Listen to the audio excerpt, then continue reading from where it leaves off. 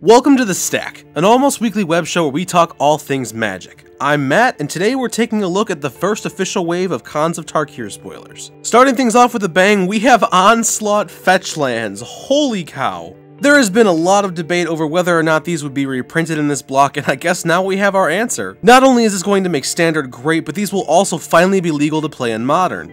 And hopefully these reprints will make Legacy a little bit more accessible to those who can't drop buckets of money into building decks. With these next couple of cards, we're getting an example of the new mechanic for the Mardu Horde Raid, which focuses on rewarding you for attacking with your creatures. First up, we have Mardu Skull Hunter. 2 mana for a 2/1 that enters the battlefield tapped. His raid ability says when he enters the battlefield, if you attack the creature this turn, target opponent discards a card. Somewhere out there, somebody is brewing a Waste Not deck, and I'm willing to bet this will be included in it. Up next, we have Mardu War Shrieker. 4 mana for a 3/3 with Raid that says when he enters the battlefield, if you attack the creature this turn, add red, white, and black to your mana pool. Now here is a raider that I like. If you cast this guy post-combat main phase, assuming you attacked, he's essentially a 3/3 for 1 mana. And with only 1 red in his cost, you could easily chain this guy out Burning Tree Emissary style and play 2 or 3 in 1 turn. So much value, I love this guy. We also got some examples of the rest of the new mechanics for Khans of Tarkir.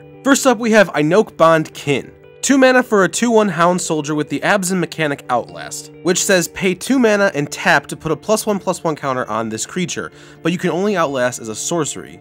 In addition to that, this creature gives all of your creatures with +1/+1 counters on it first strike. While it can be a little bit interesting, Outlast is my least favorite mechanic of Khans so far. At sorcery speed and having to tap your creature, it just seems a little bit too slow in my opinion. But who knows, maybe later on we'll get some crazy cards that make it better. Only time will tell, honestly. Jeskai Wind Scout is 3 mana for a 2/1 flyer with the new ability Prowess. Prowess says whenever you cast a non-creature spell, this creature gets +1/+1 until end of turn. I don't see this creature seeing any play outside of Limited, but the ability of Prowess just screams build around me. I don't really know where it'll fit in Standard, but in other formats like Modern or possibly even Legacy, it could find a home since there are so many spells you can basically cast for free. Shambling Attendants features Delve, returning from Future Sight to be the clan mechanic for the Sultai. A 8 mana 3/5 with Death Touch, even with Delve, isn't particularly exciting, but hopefully this is a sign that Dredge and Reanimator decks will get some fun new toys this set.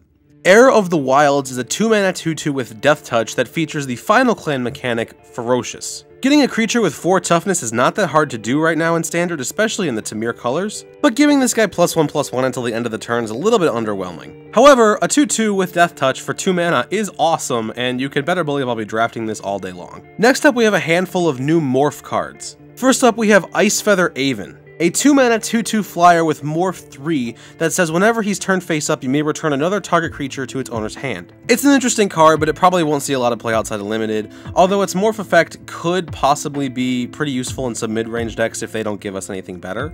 Absent Guide is a whopping 6 mana for a 4/4 creature with lifelink and Morph 5. While the Morph cost is 1 lower than its casting cost, you still need to pay the additional 3 to play it face down. Maybe if he did something cool when he flipped up, he'd be a little bit better, but without that, he's just kinda meh. But again, in Limited, a 4/4 lifelinker is no joke. And then finally we have Rattleclaw Mystic. A 2 mana 2/1 human shaman that taps to add either green, blue, or red to your mana pool. In addition to that, it also has Morph 2 and the ability that says when it's turned face up, add green, blue, and red to your mana pool. This is my favorite card spoiled so far.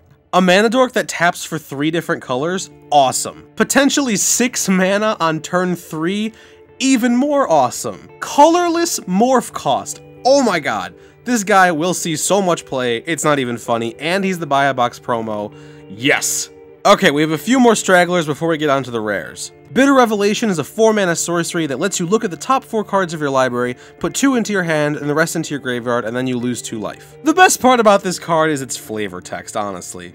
With that said, I'm not really sure this is going to see any Standard play, especially if Sign in Blood does, because that lets you draw 2 cards for 2 mana. But who knows, maybe graveyard decks will like this and test with it, I really don't know. Lens of Clarity is a 1 mana artifact that lets you look at the top card of your library and at face down creatures you don't control. Sideboard card for sure. If Morph becomes as big of a thing as I think Wizards is hoping it does, this card can really level the playing field a lot. Being able to look at the top card of your library is neat, but not really all that great if you can't move it anywhere, but being able to look at other opponents' face-down Morph creatures is awesome. And then finally we have Sultai Charm, which is the first of the new cycle of clan charms. 3 mana for an instant, which you choose 1, destroy target monocolored creature, destroy target artifact or enchantment, or draw 2 cards, then discard a card. First off, this card is great. So much versatility for just 3 mana, I can't wait to see what the other clan charms do. I also really love the way that they changed the layout of these multiple choice cards where it's just bullet points now. A lot easier to read, a lot easier for new players to understand. I think it was a great decision. But yeah, expect to see this card in sideboards and standard for sure. Alright guys, now we're on to the rares. Herald of Anafenza is a 1-mana 1/2 human soldier with Outlast. Whenever you activate his Outlast ability, put a 1/1 white warrior creature token onto the battlefield. That is hard to say. Now here's a little bit of a better example of what Outlast can potentially do. It's still not good enough to sell me on it, but I do like this card better than the previous one. Necropolis Fiend is a 9-mana 4/5 flyer with Delve and X and tap, exile X cards from your graveyard, target creature gets -X/-X until end of turn. I'm not impressed by this card at all. 9 mana even with Delve is way too much for a 4/5. And since he'll most likely drain everything out of your yard when you cast him, his ability isn't really all that great. Bad card in my opinion, but you know, they can't all be winners.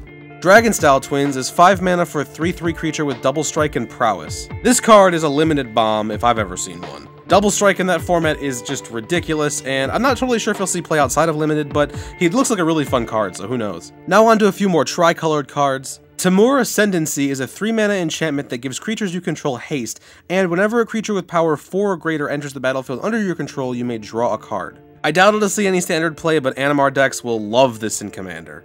Crackling Doom is 3 mana for an instant that deals 2 damage to each opponent, and each opponent sacrifices a creature with the greatest power among them that he or she controls. Giant Creature Hate for 3 mana? Sounds like a pretty solid sideboard card to me. The only downside is you have to run these 3 colors. It might see play, I don't know. Dune Blast is a 7 mana sorcery that says choose up to 1 creature and destroy the rest. I don't know if this is going to be the new Supreme Verdict, but if we're given the right cards for Abzin, it could be. But that text, destroy the rest, awesome. I love it. I'm terrified of it, but I love it.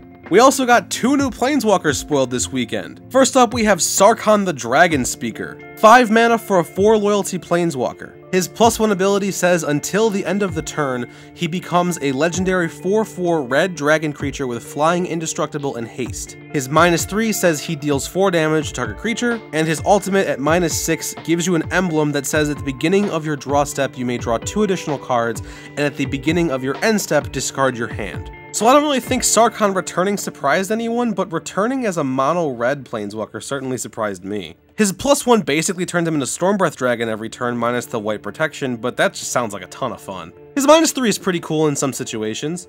4 damage kills a lot of stuff, but potentially putting him at 1 loyalty is a little iffy for me. And I'm really not a fan of his ultimate at all. Being able to draw 3 cards is great and all, but discarding your hand at the end of your turn is just not. Plus, it totally fuels that Waste Not deck that your opponent is playing. It's gonna happen, you guys! The other Planeswalker we got this weekend was Sorin, Solemn Visitor. He is a 4 loyalty Planeswalker for a perfectly costed 4 mana. His +1 says until your next turn, creatures you control get +1/+0 and lifelink. His -2 puts a 2/2 flying black vampire token onto the battlefield. And his -6 gives you an emblem that says at the beginning of each opponent's upkeep, that player sacrifices a creature. Let me just start off by saying I love his new name. Sorin's one of my favorite Planeswalkers in the story, and I'm so happy to see that he's involved in cons. His +1 is awesome. A lot of people have been missing it at first glance, but this lasts until your next turn, meaning that if anyone tries to attack you or him, your creatures still have that +1 and lifelink to protect the crap out of everything. His -2 gives you some nice air advantage. Couple that with his +1 ability, he pretty much protects himself from any type of attack from a creature. And his ultimate will hopefully slow your opponent down a whole lot. I'm not really sure how I feel about the way Wizards is handling Planeswalkers' ultimates this time around. They're a lot easier to reach now, usually within a couple of turns, but they don't cause nearly as much chaos as previous Walkers did. I suppose this makes them a little bit more balanced, but I'm gonna miss the satisfaction of ultimating a Planeswalker and then just winning the game immediately after that. I'd much rather have their ultimates be way more powerful and costed much higher, and just never get to it, than have it be so lackluster that I don't ever want to use it. The last 2 cards we're taking a look at today are 2 more Mythics.